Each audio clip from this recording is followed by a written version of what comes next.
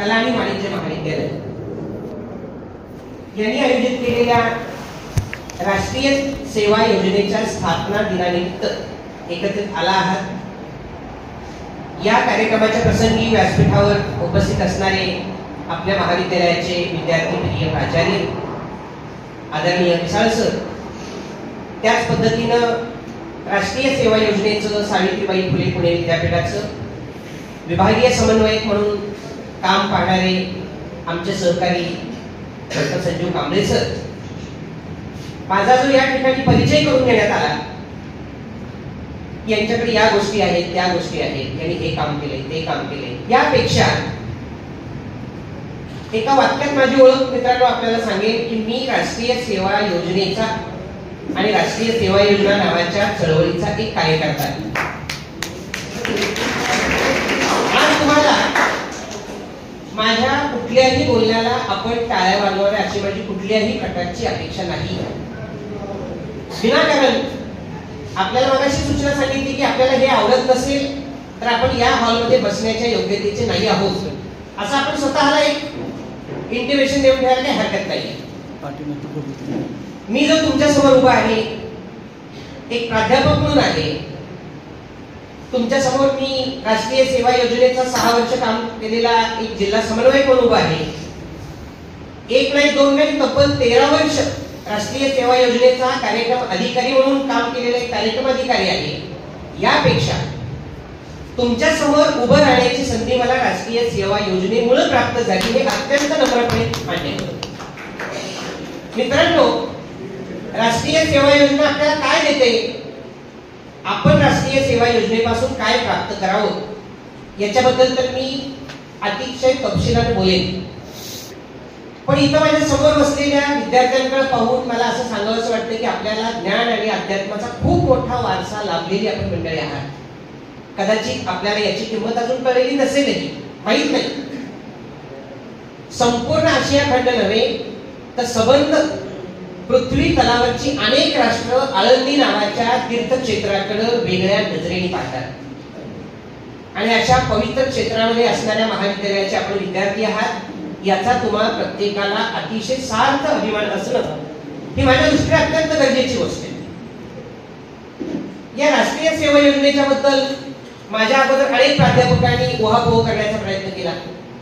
आपल्या सर्वांना ज्ञात असेल, आपण जे कोणी राष्ट्रीय सेवा योजनेचे 1 वर्ष पूर्ण केलेले विद्यार्थी असाल, स्वयंसेवक असाल, पण तुमच्या नंतर या राष्ट्रीय सेवा योजनेत सहभागी झालेले पहिल्या वर्षाला प्रवेश घेतलेले पण काही विद्यार्थी असतील, टीवायला गेलेले काही विद्यार्थी असतील, पण जे लोक एफवायला प्रवेश घेतलाय त्यांना राष्ट्रीय सेवा योजना नेमकं काय आहे ही गोष्ट कळणं अत्यंत महत्त्वाची गोष्ट आहे। मी सर्वप्रथम अतिशय नम्रपणे तुम्हाला सांगेन, राष्ट्रीय सेवा योजनेमध्ये सहभागी होण्यासाठी कुठल्याही अटीची आणि शर्तीची आवश्यकता नाही। फक्त तुम्ही तुमच्या मनाने आणि शरीराने राष्ट्रीय सेवा योजनेमध्ये सहभागी होणं ही अत्यंत गरजेची गोष्ट आहे। राष्ट्रीय सेवा योजनेत तुमचं नाव नोंदवण्यासाठी कुठल्याही 1 रुपयाची सुद्धा रोख स्वरूपात आवश्यकता नसते। तुमच्या प्रत्येकाच्या नावाने 10 रुपयाची रजिस्ट्रेशन फी सुद्धा माझ्या माहितीप्रमाणे महाविद्यालयाने सावित्रीबाई फुले पुणे विद्यापीठाकडे सबमिट केली। या ज्या राष्ट्रीय सेवा योजनेच्या स्थापना दिनानिमित्त आपण बोलतो आहोत, त्या राष्ट्रीय सेवा योजना दिनाची स्थापना, राष्ट्रीय सेवा नावाच्या एका योजनेची स्थापना 24 सप्टेंबर 1969 साली महात्मा गांधीजींच्या जन्मशताब्दी वर्षानिमित्त भारत सरकारमध्ये झाली। 24 सप्टेंबर 1969 ला राष्ट्रीय सेवा योजना स्थापन होत असताना त्याच्यामध्ये सहभागी होणाऱ्या विद्यापीठांची संख्या अवघी 37 होती।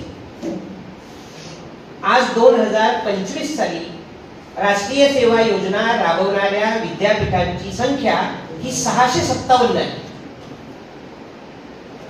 राष्ट्रीय सेवा योजनेत प्रारंभीच्या काळात 1969 साली सहभागी झालेल्या विद्यार्थ्यांची संख्या सबंध भारतातून 40,000 होती। आज 2025 साली जर आपण पाहिलं तर राष्ट्रीय सेवा योजनेत सहभागी झालेल्या स्वयंसेवकांची संख्या 7,40,00,000 इतकी आहे. मित्रांनो, मला एवढंच सांगायचंय, राष्ट्रीय सेवा योजना ही पंचायत समिती आणि जिल्हा परिषदेची पंचवार्षिक योजना नाही. ही तुम्हाला तरुणांना, तरुणींना, युवक युवतींना पुढे घेऊन जाणारी एक अत्यंत महत्वाची चळवळ आहे. चळवळ या शब्दाचा अर्थ माझ्या समजुतीप्रमाणे आपल्यापैकी बऱ्याच जणांना माहिती असावा.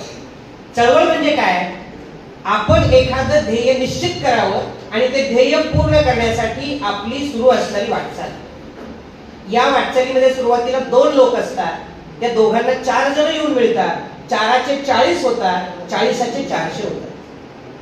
आपल्या ध्येय पूर्तीसाठी आपण जी वाटचाल करतो आणि त्या वाटचालीमध्ये ज्या घडामोडी घडतात त्याला आपण चळवळ असं म्हणतो. जे लोक समाजशास्त्र विषय शिकतात, इतिहास विषय शिकतात, या लोकांना चळवळ हा विषय अतिशय जवळून माहिती असतो. या चळवळीमध्ये सहभागी झालेले तुम्ही आणि मी, आपण या चळवळीचे खंदे कार्यकर्ते आहोत. राष्ट्रीय सेवा योजना आपल्याला कशासाठी हवी आहे तर मी तुम्हाला अतिशय धाडसाचं विधान करून सांगेन, युवक युवतींच्या आयुष्याला अतिशय उत्तम प्रकारचं वळण देण्यासाठी राष्ट्रीय सेवा योजना नावाची चळवळ हवी आहे. या चळवळीचे आपण खंदे कार्यकर्ते आहोत. NSS काय देतं आपल्याला?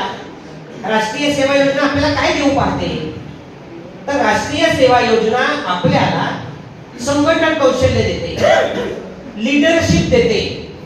राष्ट्रीय सेवा योजना आपल्याला उत्तम प्रकारचा एक वक्ता बनवते, आपल्याला सभाधारिष्ठ्य देते, ज्याला आपण स्टेज डेअरिंग असा शब्द वापरतो.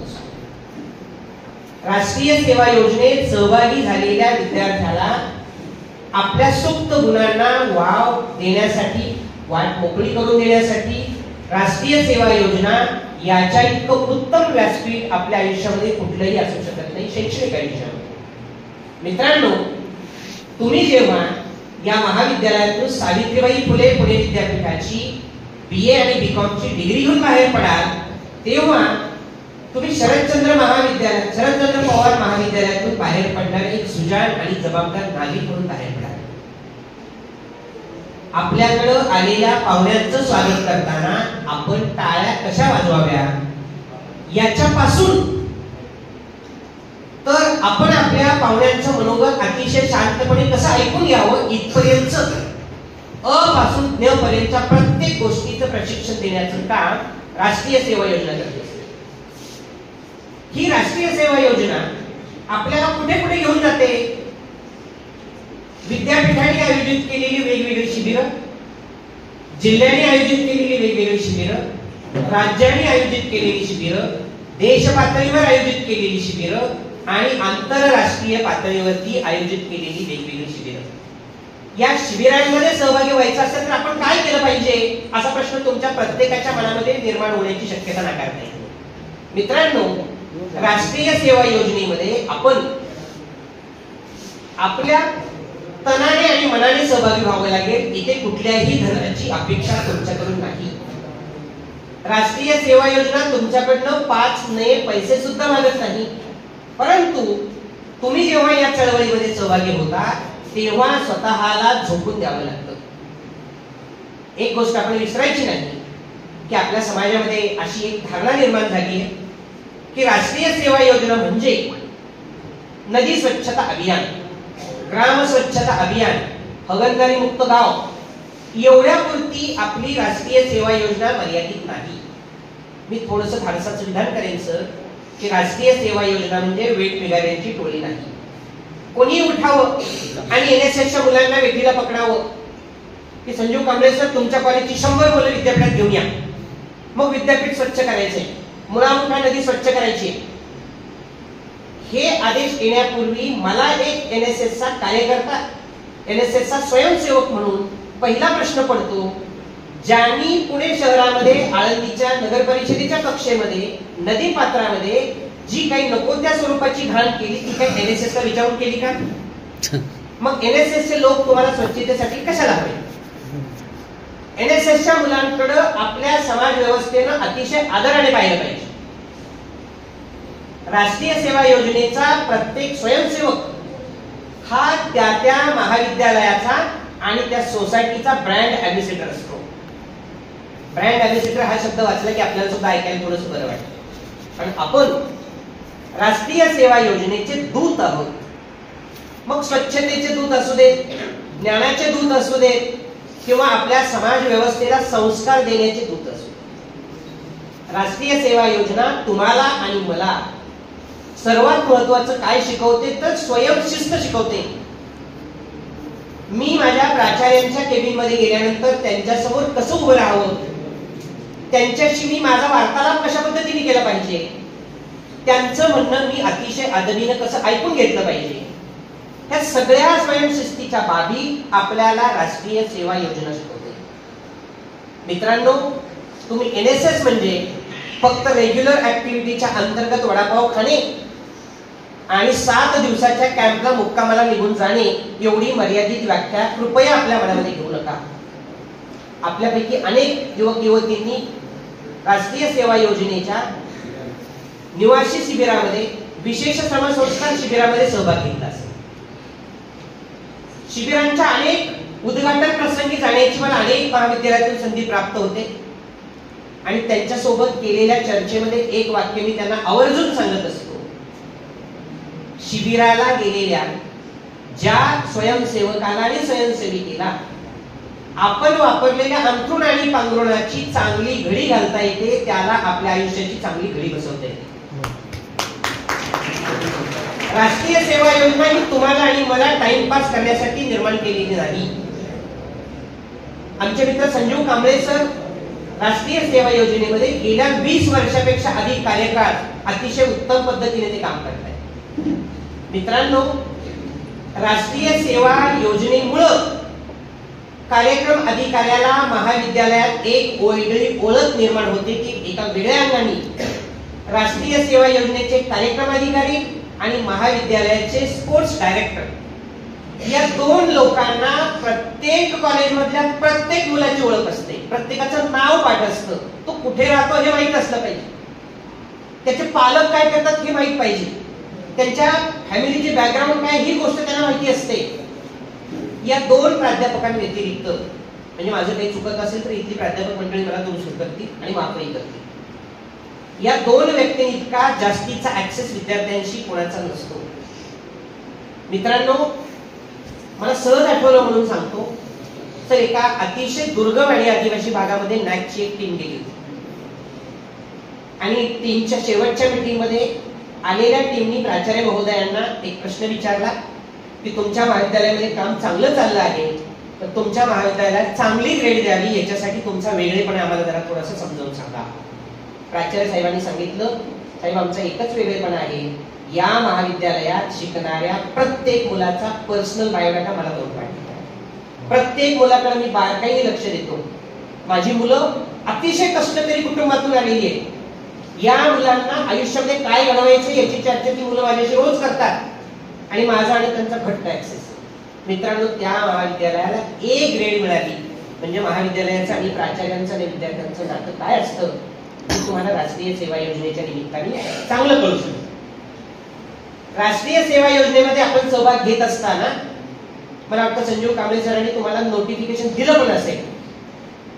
NRD आणि SRD, नॅशनल रिपब्लिक डे आणि स्टेट रिपब्लिक डे, या दोन्हीच्या मार्चिंगसाठी, पदपथावरच्या संचलनासाठी सबंध महाराष्ट्रातून विद्यार्थ्यांची नोंद केली जाते.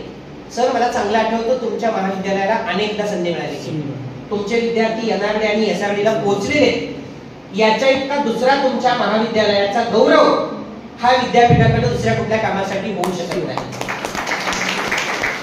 आता तुम्ही म्हणाल की तुम्ही आमच्या कॉलेजला पहिल्यांदाच पायरी चढून आलात आणि आमच्या कॉलेजचा एवढा 7-12 तुम्ही कसं काय वाचता?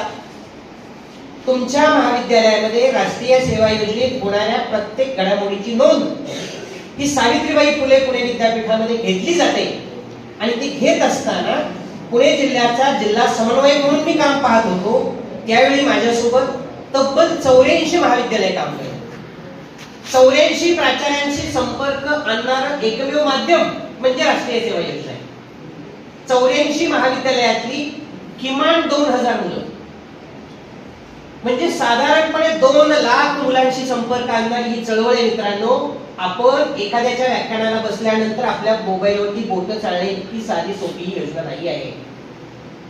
आपल्याला राष्ट्रीय सेवा योजनेतून जर स्वतःच करिअर घडवायचं असेल तर शेकडो संधी आपल्यापुढे उभ्या आहेत. संधी क्रमांक 1, ज्याला लीडरशिप जमते, ज्याला संघटन कौशल्य जमतं, त्यांना राष्ट्रीय सेवा योजना उत्तम प्रकारचा लोकप्रतिनिधी बनवते. तुम्हाला माहिती असेल, पिंपरी चिंचवडच्या परिसरात चिंचवड MIDC मध्ये संगवी केसरी नावाचे एक महाविद्यालय आहे. इथल्या प्राध्यापक महोदयांना ते नाव परिचित आहे. संगवी केसरी महाविद्यालयामध्ये राष्ट्रीय सेवा योजनेचे स्वयंसेवक म्हणून राहिलेले 84 नगरसेवक पिंपरी चिंचवड महानगरपालिकेत काम करत आहेत. आतापर्यंत झालेल्या पिंपरी चिंचवड महानगरपालिकेतले 5 महापौर हे राष्ट्रीय सेवा योजनेचे स्वयंसेवक होते. ही माहिती तुम्ही कुठूनही आणि कुठल्याही पॅरामीटरवर तपासण्याचा प्रयत्न करा. तुम्हाला याच्यामध्ये कुठल्याही प्रकारचा बदल जाणवणार नाही. तुम्हाला राष्ट्रीय सेवा योजनेमध्ये पहिल्यांदा काय शिकायचे तर महाविद्यालयात होणाऱ्या प्रत्येक कार्यक्रमाचं सूत्रसंचालन, पाहुण्यांचा परिचय, आभार प्रदर्शन हे इथल्या कुठल्याही प्राध्यापक महोदयांनी करता कामा नये अशी वेळ तुम्ही तयार केली पाहिजे. तुम्ही कार्यक्रम अधिकाऱ्यांना अप्रोच झालं पाहिजे की सर पुढच्या येणाऱ्या कार्यक्रमाची कार्यक्रम पत्रिका मी तयार करतो. मुलींनी म्हटलं पाहिजे पुढच्या कार्यक्रमाचं सूत्रसंचालन मी करणार आहे, पाहुण्यांचा परिचय माझी मैत्रीण करून देणार आहे आणि आभार प्रदर्शनाचं काम माझा मित्र करणार. मित्रांनो, याच्यातून आपल्याला शिकण्याची नामी संधी उपलब्ध होते. तुम्हाला जर का तुमची वोकॅब्युलरी वाढवता आली, वक्तृत्व सुधारता आलं तर महाराष्ट्रामध्ये होणाऱ्या अनेक राज्यस्तरीय वक्तृत्व स्पर्धेचा आपल्याला समाचार घेता येणार, त्या स्पर्धेमध्ये सहभागी होता येणार आहे आणि एक उत्तम वक्ता म्हणून स्वतःची जडणघडण करून घेणार. राष्ट्रीय सेवा योजना तुम्हाला खऱ्या अर्थाने मॅनेजमेंट शिकवते, ज्याला मराठीमध्ये आम्ही व्यवस्थापन हा शब्द वापरतो. मित्रांनो, चांगलं व्यवस्थापन करण्यासाठी MBA ला गेलंच पाहिजे असं नाही. तुम्ही जर राष्ट्रीय सेवा योजनेचा आणि या चळवळीचा एक अत्यंत एकनिष्ठ इंटिग्रेटेड पार्ट बनला तर तुम्हाला ही योजना त्या सगळ्या गोष्टी प्रोव्हाइड करेल. लक्षात घ्या, आजचा राष्ट्रीय सेवा योजनेचा स्थापना दिन आपल्याला जर साजरा करायचा असेल, 1 नाही 2 नाही, किमान 50 कामांची यादी आपल्याला कागदावरती उतरवायची सवय लागली पाहिजे. क्रमांक 1, NSS ची सूचना तयार झाली का? क्रमांक 2, ती विद्यार्थ्याला गेली का? क्रमांक 3, विद्यार्थ्यांच्या हॉलची व्यवस्था झाली का? त्याच्यासाठी साऊंड सिस्टम आहे का? टेबल मिळालाय का? खुर्च्या मिळाल्यात का? पोडियम आला आहे का? फोटोग्राफरची सोय झाली का? हार आणले का? दीप प्रज्वलनासाठी कापसाची वात आणली आहे का? त्याला तेल आणलंय का? काळेपेटी आहे का? नाहीतर अनेकदा आपली काय फजिती होते हे मी न सांगितलेलं बरं. प्रमुख पाहुणे समोर उभे असतात, समईमध्ये तेल ओतलेलं आहे, कापसाच्या वाती आहेत, पण त्या पेटवायला आपल्याकडे काटेपेटीच नाही. आपण इतक्या सूक्ष्म पद्धतीने आणि मायक्रो लेवलवर जर याचं व्यवस्थापन केलं तर आपला कार्यक्रम नेटका होतो. आपण पुढे म्हणतो पाहुण्याचा परिचय कोण करून देणार आहे, सूत्रसंचालन कोण करणार आहे, आभार कोण मानणार आहे. सगळं संपल्यानंतर बातमी कोण तयार करणार आहे, त्याला प्रसिद्धी कोण देणार आहे, बातमी छापून आली का ह्याचा कोण मागोवा घेणार आहे, छापून आलेली बातमी स्कॅन करून तिला लार्ज करून आपल्या फाईलला कोण लावणार आहे, NSS चा रिपोर्ट कोण तयार करणार आहे, शिबिराचं गाव कोण निवडणार आहे, सरपंचाशी कोणी बोलायचंय, कार्यक्रमाला वक्ते किती बोलवायचे, कोण कोण बोलवायचे, व्याख्यानाची वेळ काय असणार आहे, व्यायामाची वेळ काय, नाश्त्याची वेळ काय, 7 दिवस शिबिरामध्ये कोणकोणत्या भाज्या करायच्या, एक भाजी 2दा खायची नाही, किती कार्यक्रम आहे, किती व्यवस्थापन आहे, याचं कोणतंही प्रशिक्षण MBA ला दिलं जात नाही. MBA ला फक्त केस स्टडी शिकवले जातात. सक्सेस कोण कोण झाले, कसे झाले, आपण सक्सेस व्हायच्या मार्गावरून चालत असतो. राष्ट्रीय सेवा योजनेच्या NRD साठी जर आपली निवड झाली तर दिल्लीच्या राजपथावर होणाऱ्या 26 जानेवारीच्या मार्चिंग साठी आपल्याला तिथं विथ ड्रेस कोड उभं करण्याची सर्वस्वी जबाबदारी भारत सरकारची, शरदचंद्र पवार महाविद्यालयाची नाही. आपल्याला फक्त तिथं पाठवायचं काम महाविद्यालय करणार आहे, तुम्हाला घडवायचं काम कांबळे सर करत आहेत, विद्यार्थी असो किंवा विद्यार्थिनी असो. मित्रांनो, आपल्याला जर एकदा दिल्लीला जायचं म्हणलं तर किमान 5,000 रुपये खर्च प्रवासाचा होतो. तिथे तुम्हाला 7 दिवस राहायचंय. सकाळचा चहा आहे, दुपारचं जेवण आहे, संध्याकाळचा चहा आहे, रात्रीचं जेवण आहे, तुमच्या राहण्याखाण्याची सगळी सुविधा आहे. हे सगळं सरकार तुमच्यावरची खर्च करत आहे. आता तुमच्यापैकी काही जणांना वाटायला लागलं असेल की अरे मग आम्हाला पण तिकडे जायला संधी आहे का, तर नक्की आहे. त्याच्या पॅरामीटर सरांना विचारा. तुमची उंची किती असली पाहिजे, फुगवून आणि न फुगवून तुमची छाती किती भरली पाहिजे, तुम्ही एनसीसी मध्ये नसले पाहिजे, तुमचं वजन काय आहे, तुम्हाला मार्चिंग करता येतं का, तुम्हाला रनिंग करता येतं का, तुमच्या फिजिकल टेस्ट कशा आहेत, ह्या सगळ्या गोष्टी तिथे विचारता येतात. एनआरडी एसआरडी झाल्यानंतर तुम्हाला राज्यस्तरीय राष्ट्रीय सेवा योजनेच्या समसंस्कार शिबिराला उपस्थित राहता येतं, राष्ट्रीय शिबिरात जाता येतं, नव्हे तर आंतरराष्ट्रीय शिबिरामध्ये पण जाता येतं. तुम्हाला या राष्ट्रीय सेवा योजनेतून भारतात असणाऱ्या महाराष्ट्रा व्यतिरिक्त आयोजित केल्या जाणाऱ्या ऍडव्हेंचर कॅम्पला पण जाता येतं. या कॅम्पला जाण्यासाठी आपली काय पूर्वतयारी असावी लागते, त्याला कोणकोणते पॅरामीटर्स लावले जातात, या सगळ्या गोष्टी तुम्हाला राष्ट्रीय सेवा योजनेमधून शिकायला मिळत आहेत. मगाशीच मी प्रामाणिकपणे तुम्हाला सांगितलं, 1ही रुपयाची फी तुमच्याकडनं न घेणारी ही एकमेव योजना आहे. मी योजनेपेक्षा धाडसाचा शब्द मगाशीच वापरून झाला, ती चळवळ आहे. ही चळवळ एका वर्गाकडून दुसऱ्या वर्गाकडे, दुसऱ्या वर्गाकडून तिसऱ्या वर्गाकडे ही पोचत असते आणि दरवर्षी विद्यार्थी राष्ट्रीय सेवा योजनेतून बाहेर पडत असतात. राष्ट्रीय सेवा योजना तुम्हाला काय देते, याचं एक छोटस मला भावलेलं उदाहरण तुम्हाला सांगतो. राष्ट्रीय सेवा योजनेचा स्वयंसेवक असणाऱ्या BA ची डिग्री घेऊन स्पर्धा परीक्षा करणाऱ्या एका विद्यार्थ्याला MPSC ची प्रिलिम पास झाला, तो मेन्सला पण पास झाला आणि मुलाखतीला गेला. मुलाखतीला गेल्यानंतर त्याला प्रश्न विचारला गेला की तुम्ही तुमच्या एकूण आतापर्यंतच्या शैक्षणिक प्रवासातली सगळ्यात ठळक जाणवणारी आम्हाला गोष्ट सांगा की जी तुम्हाला जास्त उपयुक्त ठरली इथे यायला. त्या विद्यार्थ्यांनी आणि त्या स्वयंसेवकांनी सांगितलं, मी राष्ट्रीय सेवा योजनेचा स्वयंसेवक होतो. ते म्हणाले, मग स्वयंसेवक असल्याचा काय फायदा, तुम्हाला आम्ही ही नोकरी का द्यावी. त्यांनी सांगितलं, राष्ट्रीय सेवा योजनेच्या निमित्ताने ऍडमिनिस्ट्रेशन कसं सांभाळावं याचे सगळे धडे मला राष्ट्रीय सेवा योजनेने दिलेले. एवढंच नाही, तालुक्यातल्या प्रत्येक गावाशी माझा संपर्क आहे. त्या गावचे सरपंच कोण आहेत, तिथले पंचायत समितीचे गटविकास अधिकारी कोण आहेत, तिथले सभापती कोण आहेत, तिथले ग्राम विस्तार अधिकारी कोण आहेत, तिथले तलाठी कोण आहेत, तिथल्या ग्रामपंचायतीचे कोतवाल कोण आहेत, पोलीस पाटील कोण आहेत, या प्रत्येकाचा डेटा माझ्याकडे. त्याच्यामुळे हे PSI ची जबाबदारी मी चांगल्या पद्धतीने पार पाडतो. मित्रांनो, या कार्यकर्त्यांनी सांगितलेल्या 5 वाक्याच्या माहितीवर त्याचं PSI म्हणून सिलेक्शन झालं. मला तुम्ही सांगा, याच्या इतकं राष्ट्रीय सेवा योजनेचं दुसरं यश आणि आनंद काय असू शकतो.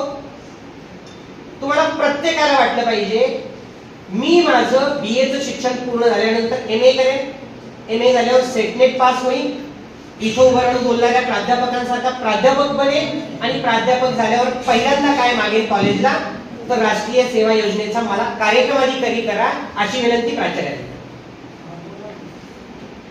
राष्ट्रीय सेवा योजना एखाद्याला जोर जबरदस्तीने कामाला लावणारी योजना नाही.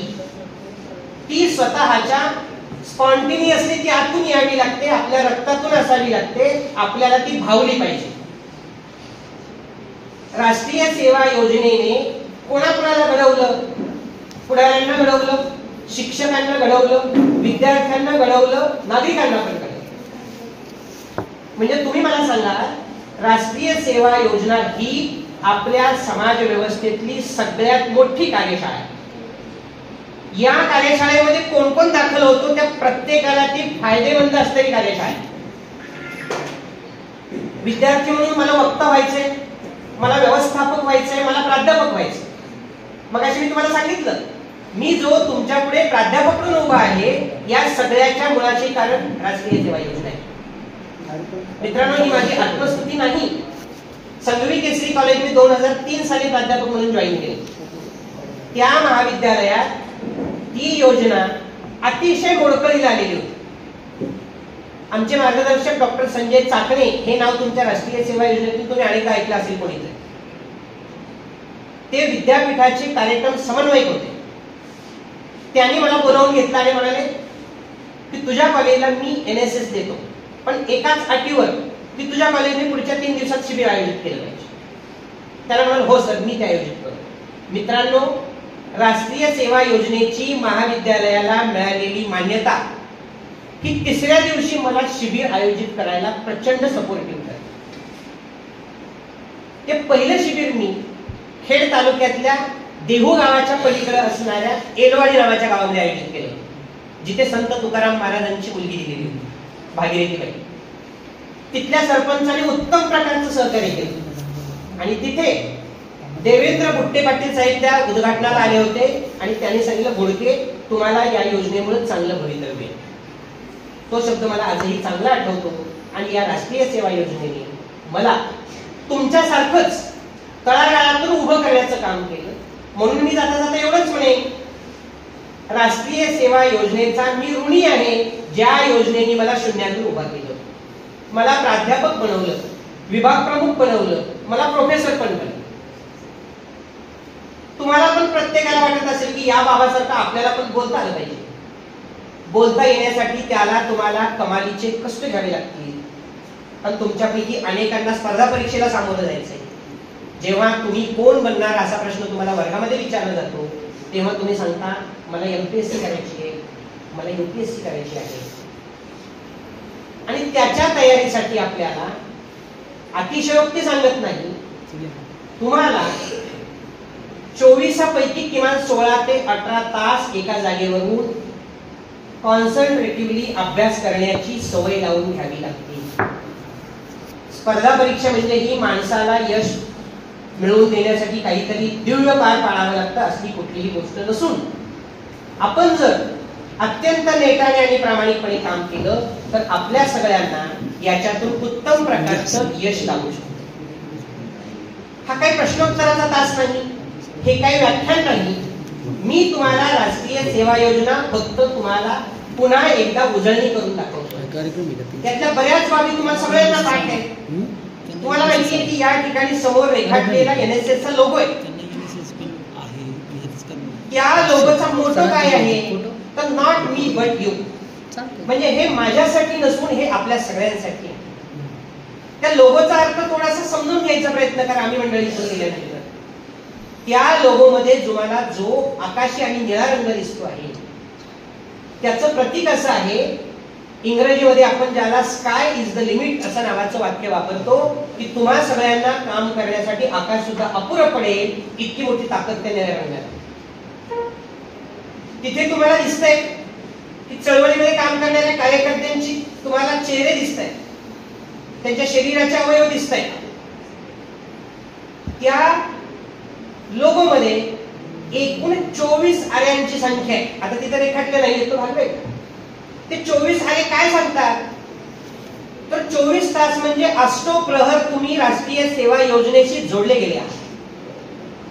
राष्ट्रीय सेवा योजनेच्या कार्यकर्त्याला सकाळी 8 ते संध्याकाळी 6 असा काही टाइम ठरवून दिलेला नसतो. समाजावर आलेल्या कोणत्याही आपत्तीला बाजूला सारण्यासाठी राष्ट्रीय सेवा योजनेचा कार्यकर्ता 24/7 कटिबद्ध असतो.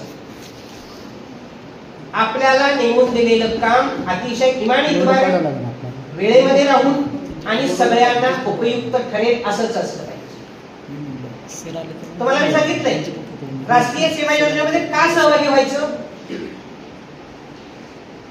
आपल्याला लहानाचं मोठं करून या वर्गात बसेपर्यंत ज्या समाजाने प्रत्यक्ष आणि अप्रत्यक्ष आपल्याला हातभार लावून इथपर्यंत आणून पोहोचवले त्या समाजाचे आपण ऋणी आहोत. त्या समाजाचं आपण काहीतरी देणं लागतो. त्यांच्या उपकारातून पायउतार होण्याची राष्ट्रीय सेवा योजना ही नावी संधी आहे. तुम्ही जर अशा पद्धतीने राष्ट्रीय सेवा योजनेमध्ये स्वतःला गुंतवून घेतलं, इन्व्हॉल्व केलं आणि वाहून घेतलं, तर मित्रांनो तुमच्या प्रत्येकाला भवितव्य आणि भविष्य अतिशय उत्तम आहे. श्रमाचा संस्कार देणारी ही योजना आहे. आपण आजकाल पाहतो आहोत, तुमची आणि माझी पिढी काही मध्ये काही 60 वर्षाचं अंतर नाही, असेल 10-5 वर्षाचं अंतर फक्त एवढंच आहे, या डायसच्या प्लायवूडच्या पलीकडे तुम्ही आहात आणि अलीकडे मी आहे, याच्या पलीकडचं अंतर मला फारसं काही जाणवत नाही. आजपासून तुम्ही राष्ट्रीय सेवा योजना अतिशय सूक्ष्म प्रकारे समजून घेण्याचा कृपया प्रयत्न करा. मला माहिती आहे की तुमची सुद्धा सगळ्यांची ऐकून घेण्याची क्षमता आता संपत आली, पण अनेक जण आपापसात आता यांचं बंद करण्यासाठी काय करावं असे उपाय शोधत असते. आपण शेजाऱ्याला विचारतो ही कधी संपणार आहे, किती वाजले, कोणीतरी वही काढून त्याच्या मागच्या पानावरती डिझाईन, रांगोळी, अमुक तमुक चित्रकला चालू केली असेल, कोणीतरी आपल्या मोबाईलद्वारे आपल्या शेजाऱ्याला मेसेज पण पोहोचवत असेल, आणि ज्याला कोणाला राग अनावर होतच नाही ते म्हणजे असे याला कोणी आणलं त्याच्याकडे बघितलं नाही, म्हणजे मग हे जरा कमी बोलेल. मित्रांनो, मी तुमच्या समोर तुम्हाला आवडत नसणाऱ्या गोष्टी ऐकवण्यासाठी उभा नसून तुम्ही सुद्धा माझ्या इतकेच महत्वाचे आहात आणि तुम्हाला सुद्धा माझ्यासारखंच घडता यावं एवढी एक माफक अपेक्षा घेऊन मी तुमच्याशी बोलतो आहे. तुमच्यावर माझा कुठल्याही प्रकारचा राग नाही, पण पाठीमागं बसलेले माझे सगळे बांधव वारंवार सूचना करून सुद्धा आपल्या नियमित कार्यक्रमात कोणत्याही प्रकारचा बदल करताना दिसत नाही. मग आपल्याकडे त्यांच्यासाठी बॅक बेंचर्स अशी एक कन्सेप्ट आपण आणून ठेवली.